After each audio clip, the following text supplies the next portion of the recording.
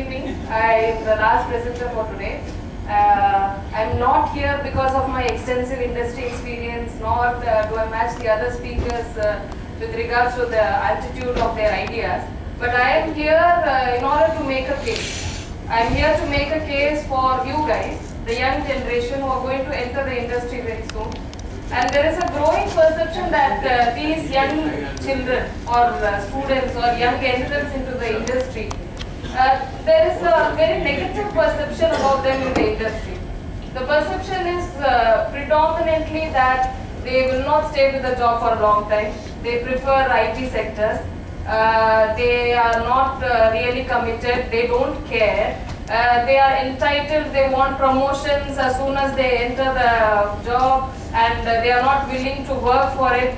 So I am here to persuade the industry counterparts because I myself, being a Gen Yer, I think I am here because I am a Gen Yer and I want to make a case for myself. So I would like to start with introducing the three main generations of people that are there in the industry today. So the first are the baby boomers. Baby boomers are generally people who are born between 1940s to 1960s.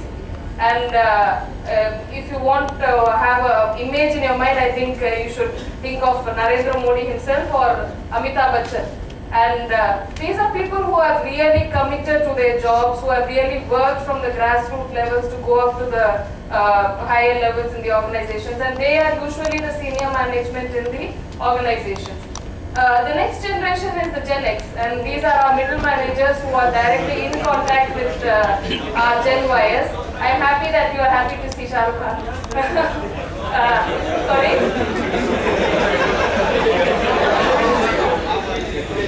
Change the slide quick. Okay. The next generation is the Gen Yers. These are you guys. These are people who are now entering the workforce in large numbers, and it's becoming more and more important to understand about this generation because they are going to fast become the largest population in the workforce. So why is it that we have to discuss about them? Why should we really care what they want and what they think about? We need not really care. But the fact is that they are really different from the other generations. And there is a school of thought that says that all young people behave the same. Even when I was in my 20s, I wanted all these things, but I just grew up and they got to grow up. But it's not just a matter of growing up. These people are actually different because they have been growing up under different influences than what the other generations have. They have been exposed to so many things that make them completely a different kind of species than what the other generations are present in the organization. And this is a cause of great conflict between the generations because the older generation expects them to grow up and act their age, and these guys want to really think that they are the center of the universe. So that is where the mismatch comes. So there was a study done by Gorman, Nelson and Glassman. They actually talked to HR executives from all over the world from various industries. And they found that they asked the HR managers what would be the main factors affecting the industry and workplace in the future. And Gen Y employees, the new employees, were quoted as one of the three most important factors. Why?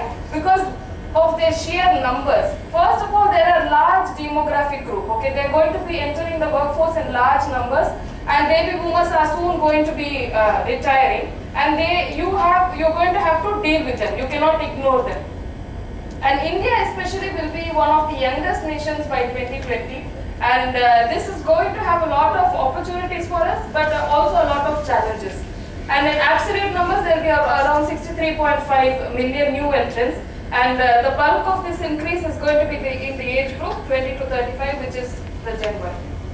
So what do the Gen Y want? Okay, most of the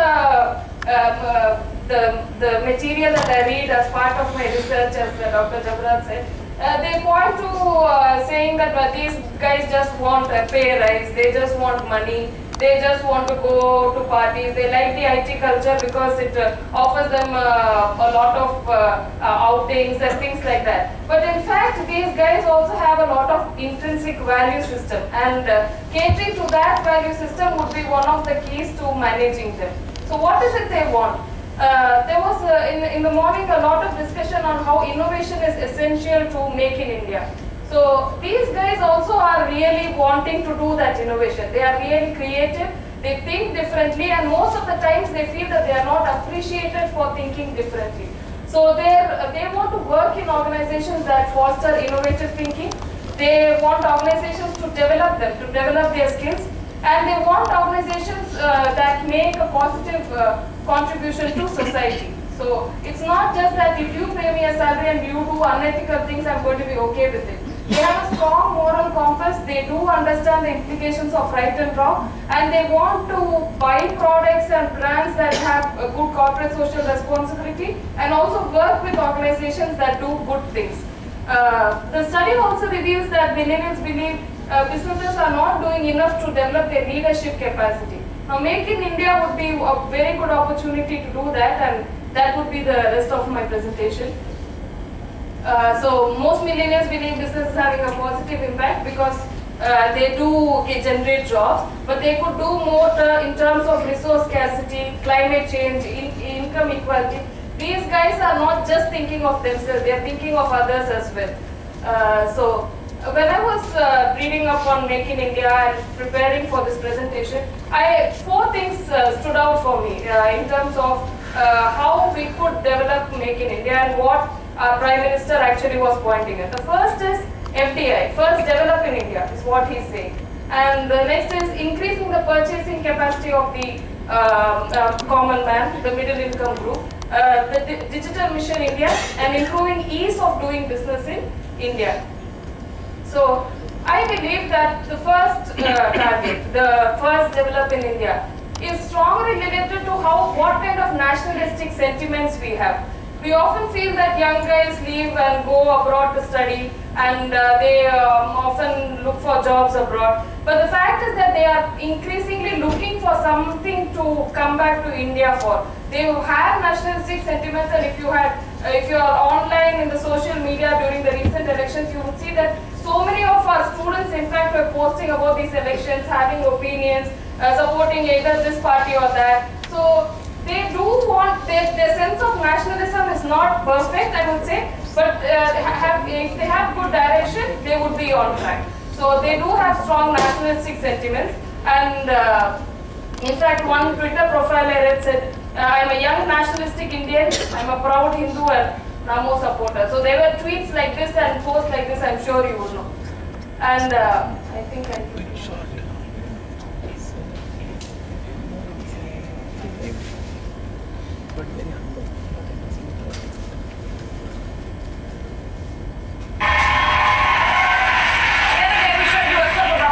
Singing from my hometown in New Orleans. Please welcome 8-year-old Tion Johnson.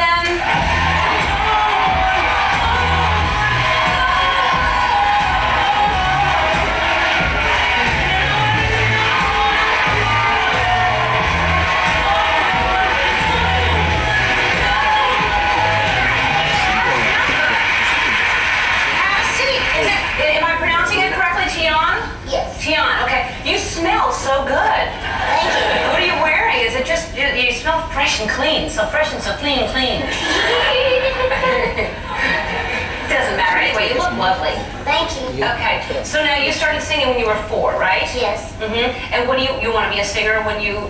I want to be a singer, actress, and an artist. And an artist. I can really act. One time, I got my mom with this fake cry, and she actually fell for it. Then she said, "What's wrong?" And I said, "Ketchup." You're sneaky. Yeah. So, and what kind of artist? Do you paint? I like to draw and color. You do a lot. Stuff. Yeah. Okay. And anything else that you want to do? And I like to talk 24/7. My mom says that I talk a lot, and she also says that I can have my own talk show, and but my time will come.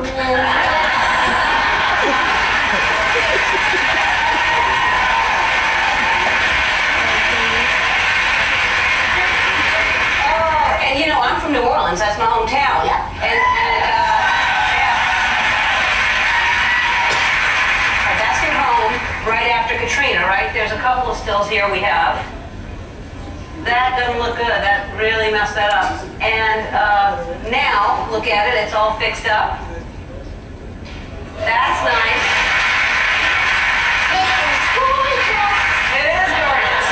All right, and then you had to evacuate again because Hurricane Gustav came again. Yeah. And then, what happened? What'd you do?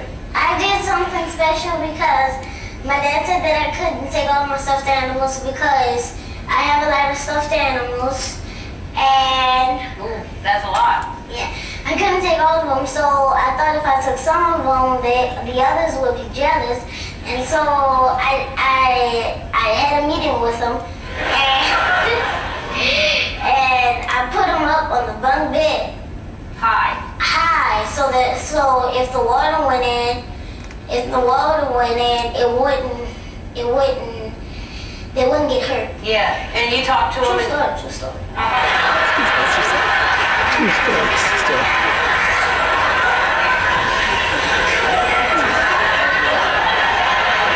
Her mom's in the audience. She is absolutely precious. Your daughter is absolutely, you're just a little special one, don't you? Yeah. Oh, yes, Ellen.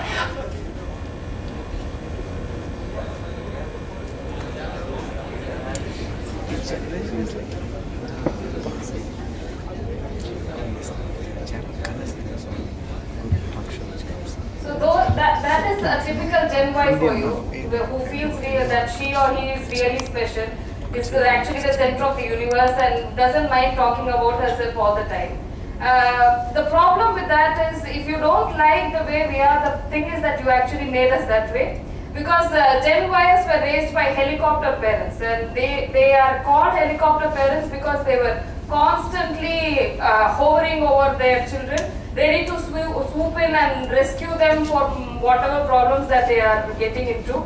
And when we are teaching these kids in our own classes, we know many parents who often call us to find out how they're doing and if they're coming to class, if they're happy, if they are sad, and they are so involved. And so these guys think that they are the center of the universe, and I don't think that it is their fault that they think that. And in fact, there was a study done on personality traits, and the results show that the narcissistic personality, the tendency to think about oneself all the time, has been increasing from one generation to another. Time magazine ran a piece on this, and it labeled them the me generation, who constantly talk about themselves all the time. But what I think is, when we want to first develop in India, we first got to believe in India. We have to believe in ourselves. There is a need for a sense of level of confidence without which we cannot embark on this.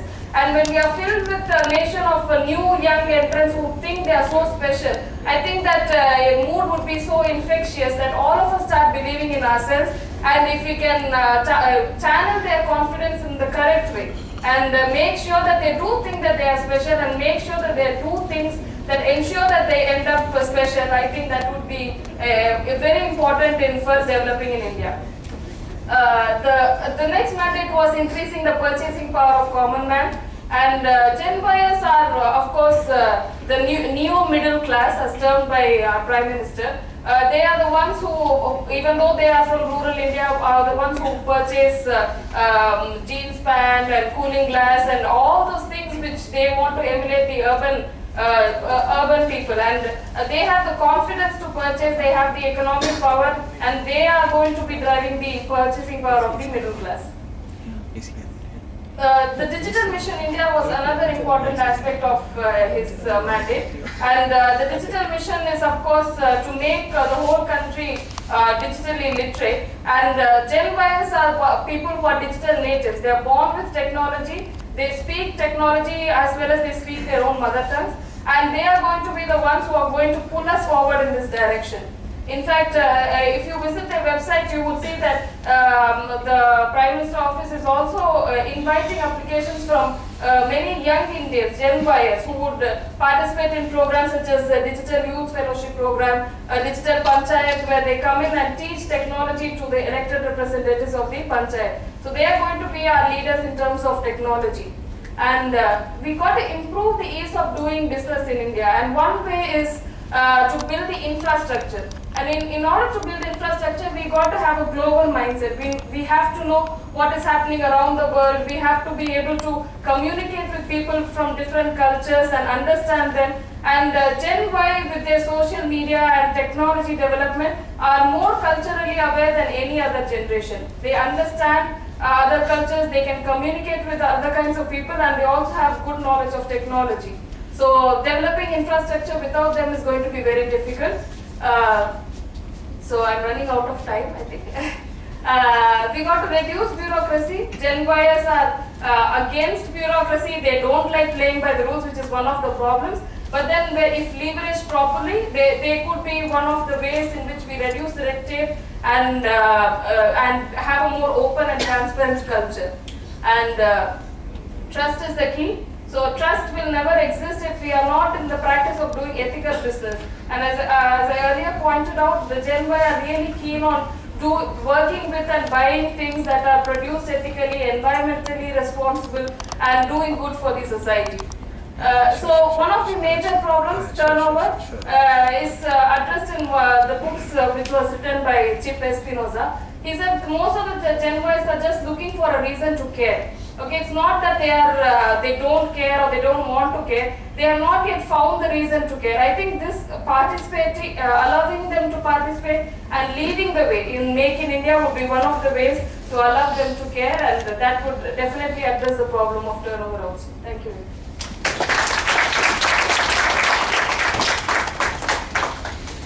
I don't know how you picked up speakers. There's so much of similarity of views. So when you see the title of my presentation, you will see that I'm going to say the same thing. Wonderful. I think VIT should thank Dr. Jebaraj, but I don't own VIT. Otherwise, I would have said I would thank him. So VIT should thank Dr. Jebaraj for organizing this wonderful one-day conference, and also bringing in excellent speakers and also participants. I think generally our programs somehow bring speakers, but you won't have participants, or you will have participants, sometimes you won't have good speakers. So this is one day very well spent. I really enjoyed that.